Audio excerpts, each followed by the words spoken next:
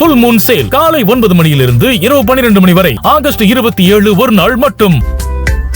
நேபாளில் பனிப்பாறை சரிவு காரணமாக ஏற்பட்ட திடீர் வெள்ளம் மற்றும் நிலச்சரிவில் தமிழர்கள் 37 பேர் காணாமல் போயுள்ளதாக அதிர்ச்சி தகவல் வெளியாகியுள்ளது.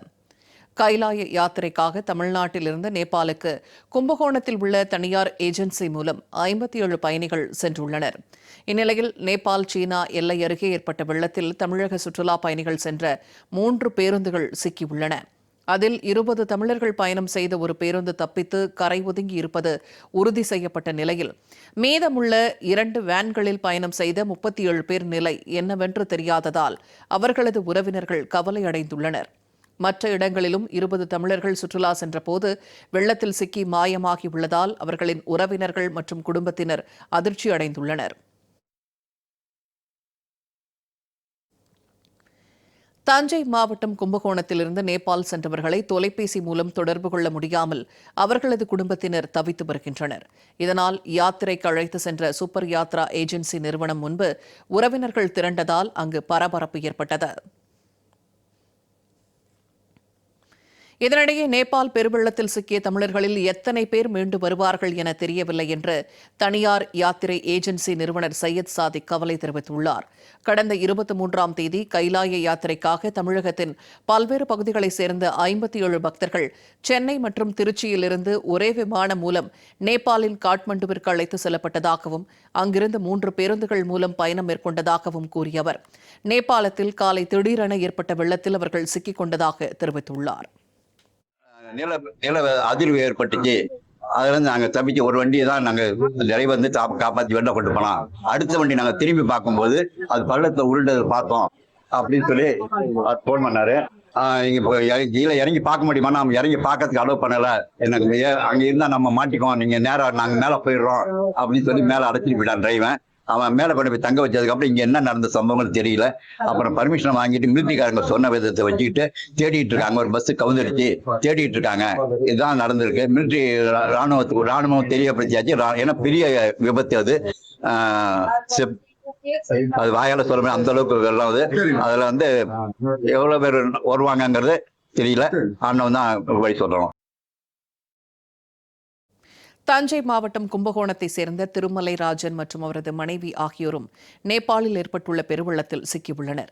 இதுகுறித்து தனியார் யாத்திரை ஏஜென்சியிடம் விசாரித்த திருமலை ராஜனின் உறவினர்கள் சுற்றுலா சென்றவர்களில் 20 பேர் பாதுகாப்பாக இருப்பதாகவும் மற்றவர்களின் நிலை குறித்த தெளிவான தகவல்கள் இதுவரை வரவில்லை என்றும் வேதனை தெரிவித்தனர்.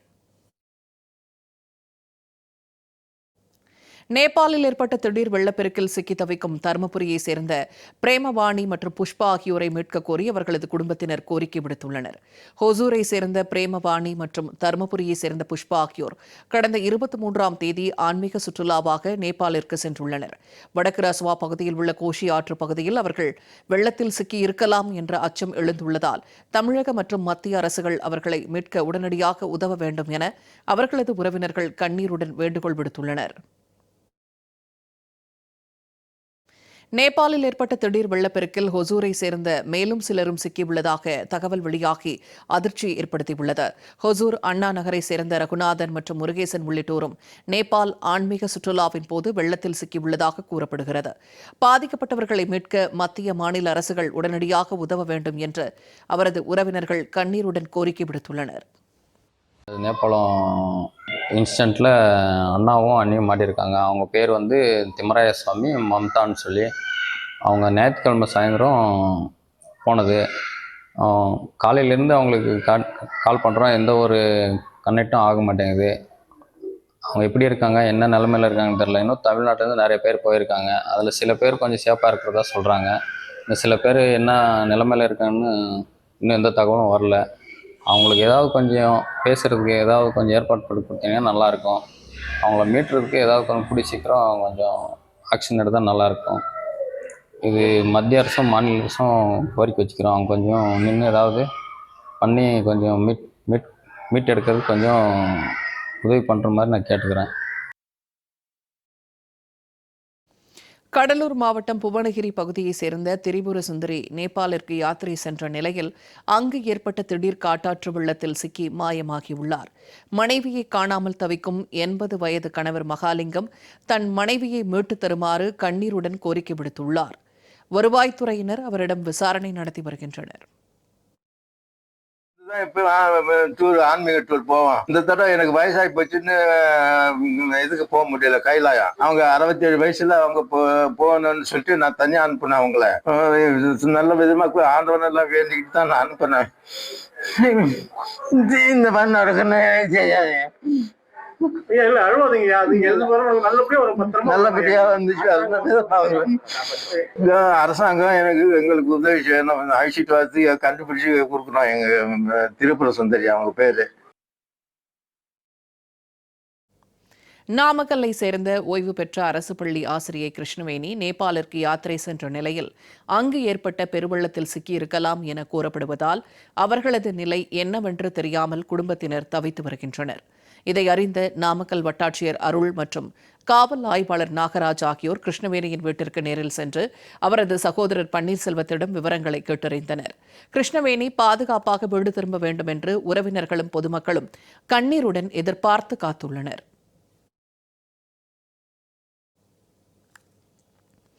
மயிலாடுதுறை மாவட்டத்தில் இருந்து நேபாள் சென்ற 7 சுற்றுலா பயணிகள் குறித்து வட்டாட்சியர் நேரில் சென்று விசாரணை மேற்கொண்டார். வெள்ளத்தில் சிக்கிய 7 பேரில் ஒருவர் உயர்நீதிமன்ற ஓய்வு பெற்ற நீதிபதி சிவஞானம் என்பது குறிப்பிடத்தக்கது.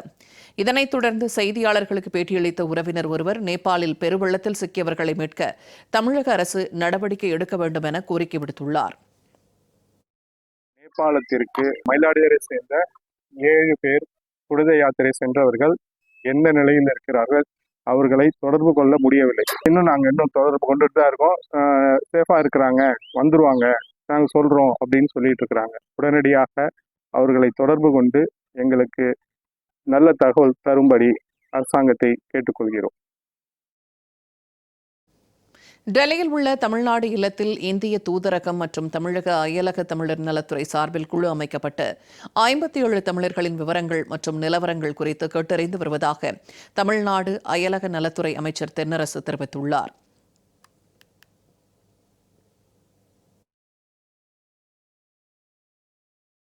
நேபாளின் வடக்கு ரசுவா பகுதியில் ஏற்பட்ட திடீர் வெள்ளத்தில் கும்பகோணத்தை சேர்ந்த 57 பேர் உள்ளிட்ட தமிழ்நாட்டை சேர்ந்த பலரும் 750க்கும் மேற்பட்ட இந்தியர்களும் சிக்கி தவிப்பது மிகுந்த கவலை அளிக்கிறது என்று பாமக தலைவர் அன்புமணி ராமதாஸ் தெரிவித்துள்ளார். இதுவரை 22 பேர் மீட்கப்பட்டுள்ள நிலையில் மற்றவர்களை பற்றிய தகவல்கள் கிடைக்காததால் அவர்களின் குடும்பத்தினர் தவித்து வருவதாகவும் அவர் குறிப்பிட்டுள்ளார். எனவே நேபாள் அரசுடன் இணைந்து வெள்ளத்தில் சிக்கியுள்ள தமிழக மக்களை மீட்டு அவர்களை பத்திரமாக சொந்த ஊர்களுக்கு அழைத்து வர மத்திய மாநில அரசுகள் உடனடியாக தகுந்த நடவடிக்கை எடுக்க வேண்டும் என்று அன்புமணி வலியுறுத்தியுள்ளார். நேபாளில் சிக்கியுள்ள தமிழ்நாட்டை சேர்ந்தவர்களை மீட்க தேவையான அனைத்து நடவடிக்கைகளும் விரைந்து மேற்கொள்ளப்பட்டு வருவதாக தமிழக முதலமைச்சர் விஜய் தெரிவித்துள்ளார்.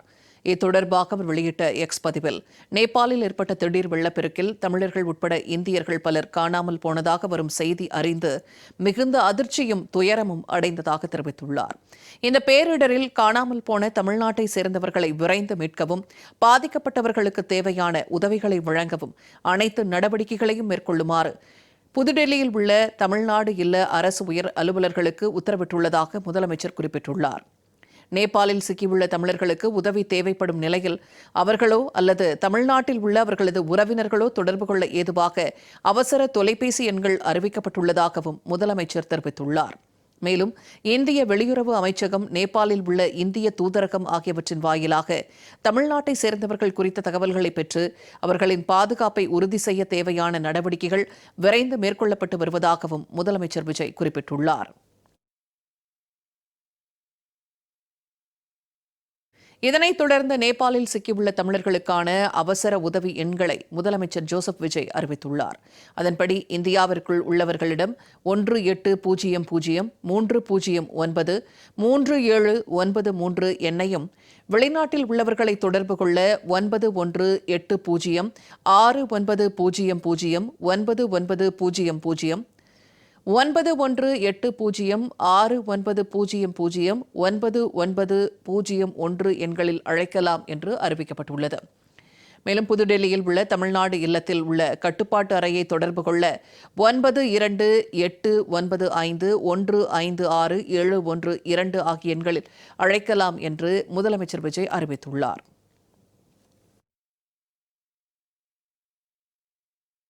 நேபாளில் போட்டோகோஷி ஆற்றில் ஏற்பட்ட திடீர் வெள்ளத்தில் சிக்கி 160 பேர் உயிரிழந்துள்ள செய்தி மிகவும் அதிர்ச்சியும் கவலையும் அளிப்பதாக தெரிவித்துள்ள அனைத்திந்திய புரட்சித் தலைவர் மக்கள் முன்னேற்றக் கழக பொதுச் செயலாளர் சின்னம்மா, வெள்ளத்தில் சிக்கியுள்ள தமிழக சுற்றுலாப் பயணிகள் தாயகம் திரும்ப விரைந்து நடவடிக்கை எடுக்க வேண்டும் என வலியுறுத்தியுள்ளார்.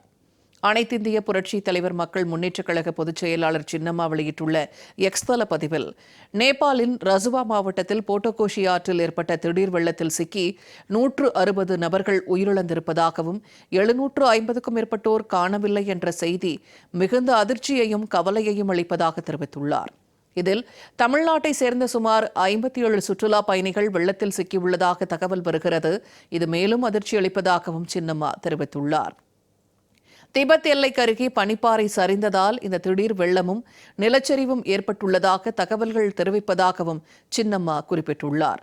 கைலாய யாத்திரைக்காக தமிழகத்தில் உள்ள பல்வேறு பகுதிகளிலிருந்து கும்பகோணத்தில் உள்ள தனியார் யாத்திரை ஏஜென்சி மூலம் 57 பயணிகள் நேபாளுக்கு சென்றுள்ள நிலையில் 2 வேன்களில் பயணம் செய்த 37 நபர்களின் நிலைமை என்னவென்றே தெரியவில்லை என்று சுட்டிக்காட்டியுள்ள சின்னம்மா, நேபாளில் ஏற்பட்ட பெருவெள்ளத்தில் சிக்கிக்கொண்ட தமிழர்களை மீட்டு தாயகம் அழைத்து வர தேவையான நடவடிக்கைகளை விரைந்து எடுக்க வேண்டுமென மத்திய மாநில அரசுகளை கேட்டுக்கொள்வதாக குறிப்பிட்டுள்ளார்.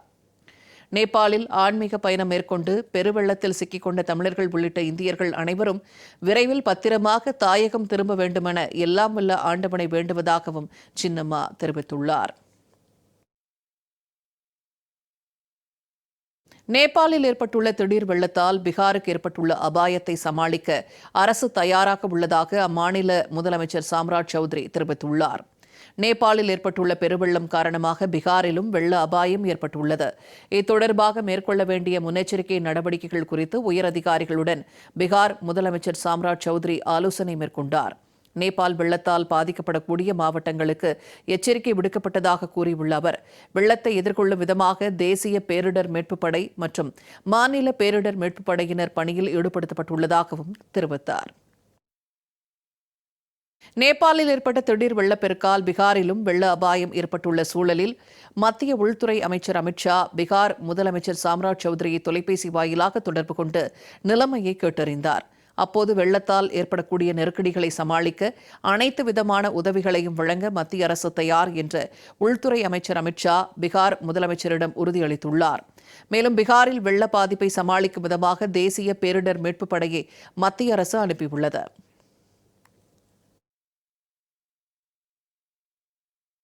இனி தமிழ்நாடு தொடங்கி சர்வதேச அளவில் நடைபெற்ற பல்வேறு முக்கிய நிகழ்வுகளை விரைவுச் செய்திகளாக பார்க்கலாம். மேட்டூர் அணையிலிருந்து வரும் செப்டம்பர் 1ஆம் தேதி முதல் 45 நாட்களுக்கு டெல்டா பாசனத்திற்காக தண்ணீர் திறக்கப்படும் என்று ஊரக வளர்ச்சி மற்றும் நீர்வளத்துறை அமைச்சர் ஆனந்த் அறிவித்துள்ளார்.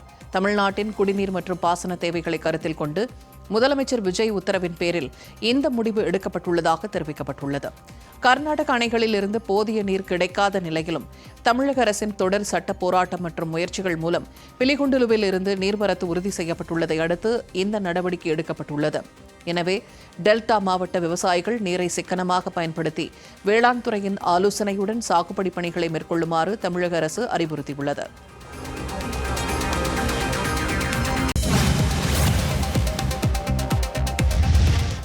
சென்னை புளியந்தோப்பில் நடைபெற்ற மிலாது நபி பேரணி நிகழ்ச்சியில் சிறுபான்மையினர் நலத்துறை அமைச்சர் ஷாஜகான் பங்கேற்றார்.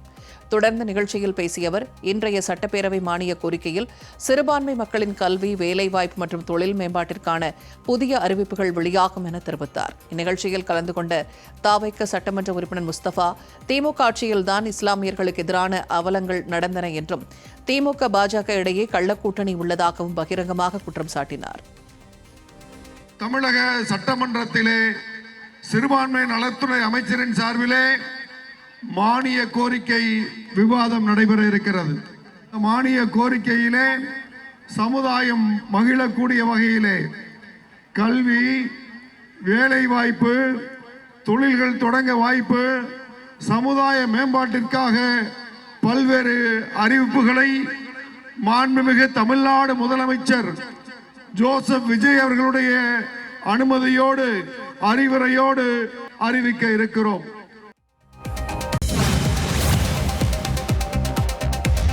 சென்னை பெசன்ட் நகர் அன்னை வேளாங்கண்ணி திருத்தலத்தின் 54வது ஆண்டு திருவிழா வரும் 29ஆம் தேதி முதல் செப்டம்பர் 8ஆம் தேதி வரை 11 நாட்கள் கோலாகலமாக கொண்டாடப்பட உள்ளதாக அருட்தந்தை அருளப்பா தெரிவித்துள்ளார். இந்த விழா குறித்து பேசிய அவர், அமைதி அல்லது சமாதானம் எனும் மைய கருத்தை அடிப்படையாக கொண்டு நிகழும் இத்திருவிழா வரும் 29ஆம் தேதி மாலை 75 அடி உயர கொடிமரத்தில் கொடியேற்றத்துடன் தொடங்குவதாக தெரிவித்தார்.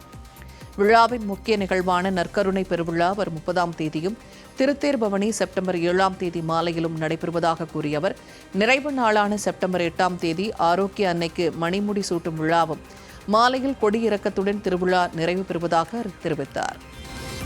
லட்சக்கணக்கில் பக்தர்கள் வருவார்கள் என்கின்ற ஒரு எதிர்பார்ப்பு நமக்கு உண்டு. அதற்கு பிறகு அடுத்த நாள் 30ஆம் தேதி ஞாயிற்றுக்கிழமை நற்கருணை பெருவிழா, பிறகு 7ஆம் தேதி அன்னை மரியாவினுடைய திருத்தேர் திருவிழா, 8ஆம் தேதி அன்னையினுடைய பிறப்பு பெருவிழா.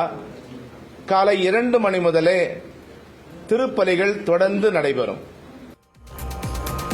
பள்ளிகளுக்கு அனுமதி பெற திமுக ஆட்சியில் லஞ்சம் பெறப்பட்டதாக நிதியமைச்சர் மரிய வில்சன் குற்றச்சாட்டு குறித்து விசாரணை நடத்த கோரி லஞ்ச ஒழிப்புத்துறையிடம் புகார் அளிக்கப்பட்டுள்ளது. கடந்த திமுக ஆட்சியில் பள்ளிகளுக்கு அனுமதி பெற கூடுதல் பணம் வாங்கப்பட்டதற்கு தாமே நேரடி சாட்சி நிதித்துறை அமைச்சர் மரிய வில்சன் கடந்த 25ஆம் தேதி சட்டப்பேரவையில் பேசியிருந்தார்.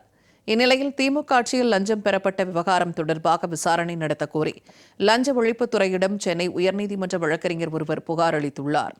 அதில் நிதியமைச்சர் மரிய வில்சன் சட்டமன்றத்திலேயே இதுபோல பேசியிருப்பது மிகவும் முக்கியத்துவம் வாய்ந்தது என்று கூறியுள்ளார். தாமே நேரடி சாட்சி என அமைச்சர் மரிய வில்சன் கூறியிருப்பதால் இதில் சம்பந்தப்பட்டவர்கள் யார், இடைத்தரகர்கள் இருந்தார்களா என விசாரணை நடத்த வேண்டும் என புகாரில் கூறப்பட்டுள்ளது.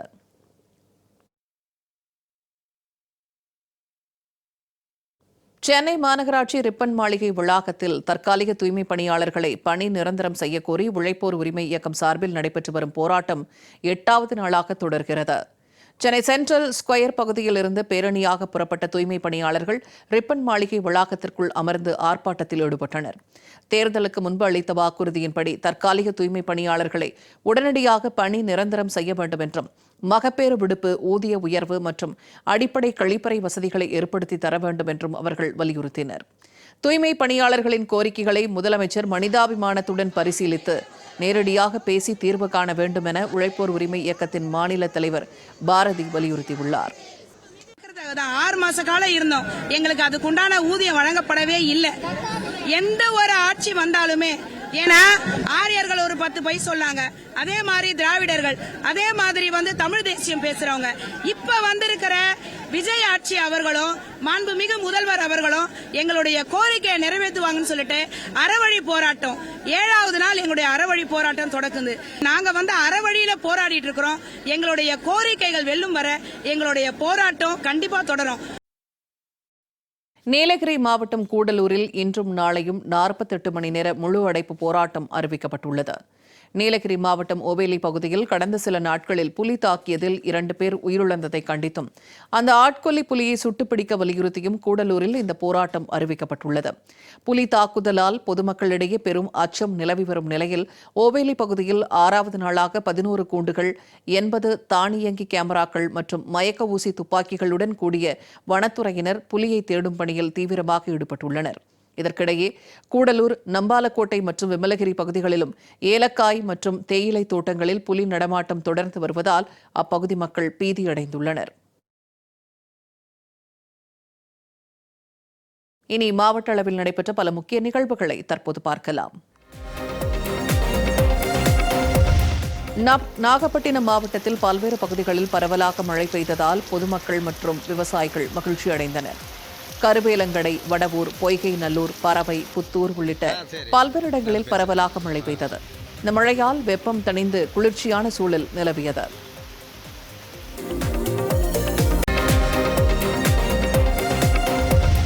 ஈரோடு மாவட்டம் ஆசனூர் அருகே ஒற்றை காட்டு யானை இருசக்கர வாகனத்தில் சென்றவரை தாக்க முயன்றது. சத்தியமங்கலம் புலிகள் காப்பகம் ஆசனூர் செல்லும் சாலையில் இந்த சம்பவம் நேரிட்டது.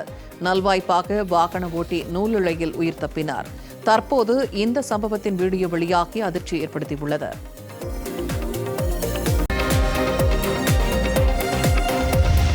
ராமநாதபுரம் மாவட்டம் பரமக்குடி அருகே பெட்ரோல் பங்க் ஊழியர் மீது இளைஞர் ஒருவர் தாக்குதல் நடத்திய சிசிடிவி காட்சிகள் வெளியாகியுள்ளது.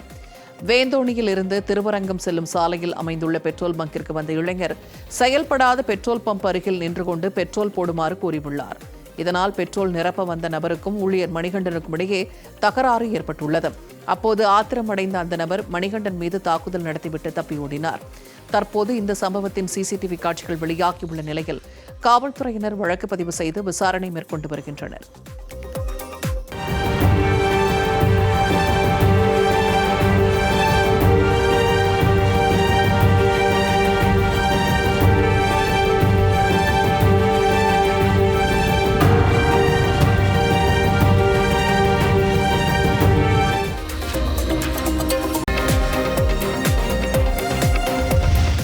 ஓணம் பண்டிகை விடுமுறையை ஒட்டி நீலகிரி மாவட்டம் முதுமலை தெப்பக்காடு யானைகள் முகாமிற்கு ஏராளமான சுற்றுலா பயணிகள் வருகை தந்தனர். முகாமில் உணவுக்கூடத்தில் யானைகள் வரிசையாக நின்று கொண்டு மணி அடித்தவுடன் பாகன்கள் வழங்கும் உணவை வியப்புடன் பெற்று சாப்பிட்டதை சுற்றுலா பயணிகள் குடும்பத்துடன் கண்டு ரசித்தனர்.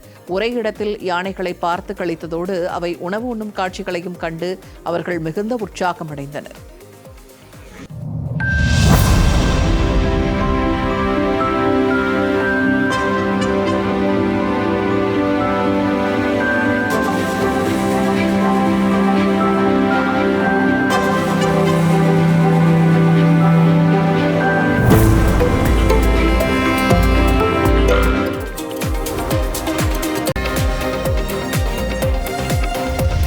தஞ்சாவூர் மாவட்டம் திருவையாறு அருகே மயானத்திற்கு சாலை வசதி செய்து தரக்கோரி கிராம மக்கள் வீடுகளில் கருப்பு கொடி கட்டியும் கையில் கருப்பு கொடி ஏந்தியும் கவன ஈர்ப்பு ஆர்ப்பாட்டத்தில் ஈடுபட்டனர். பெரும்பலியூர் கிராமத்தில் பல ஆண்டுகளாக மயானத்திற்கு முறையான சாலை வசதி இல்லாததால் விவசாய நிலங்கள் மற்றும் நீர்நிலைகள் வழியாக இறந்தவர்களின் உடல்களை சுமந்து செல்லும் அவல நிலை உள்ளதாக அப்பகுதி மக்கள் தெரிவித்தனர். பலமுறை மனு அளித்தும் நடவடிக்கை எடுக்காததால் போராட்டத்தில் ஈடுபட்டதாக கூறிய அவர்கள் உடனடியாக சாலை அமைக்க வேண்டும் என வலியுறுத்தினர். சாலை அமைக்காவிட்டால் ரேஷன் கார்டுகளை ஆட்சியரிடம் ஒப்படைத்து போராட்டம் நடத்துவோம் எனவும் எச்சரித்துள்ளனர். மயிலாடுதுறை மாவட்டம் சீர்காழி அருகே வைத்தீஸ்வரன் கோயிலில் நடைபெற்ற தமிழிசை விழாவில் வாத்திய கருவிகள் எதுவும் இல்லாமல் மைக் வைக்கும் சிறிய பெட்டியில் ட்ரம்ஸ் இசையை வாசித்து ட்ரம் சிவமணி அசத்தினார். தமிழ்நாடு அரசு கலை பண்பாட்டுத்துறை சார்பில் நடைபெற்ற விழாவில் தருமபுரம் ஆதீனம் 27வது குருமகா சன்னிதானம் பங்கேற்றார். விழாவில் மாணவ மாணவிகளுக்கு சான்றிதழ்கள் வழங்கி ஆசியுரை வழங்கிய அவர் தாய் தந்தை மற்றும் ஆசிரியர்களை மதிப்பதே பாரம்பரியமான பண்பாடு என குறிப்பிட்டார். தொடர்ந்து மேடையில் இருந்த ட்ரம் சிவமணி திடீரென மைக் வைக்கும் பெட்டியை வாங்கி அதில் ட்ரம்ஸ் இசையை வாசித்து காண்பித்தார்.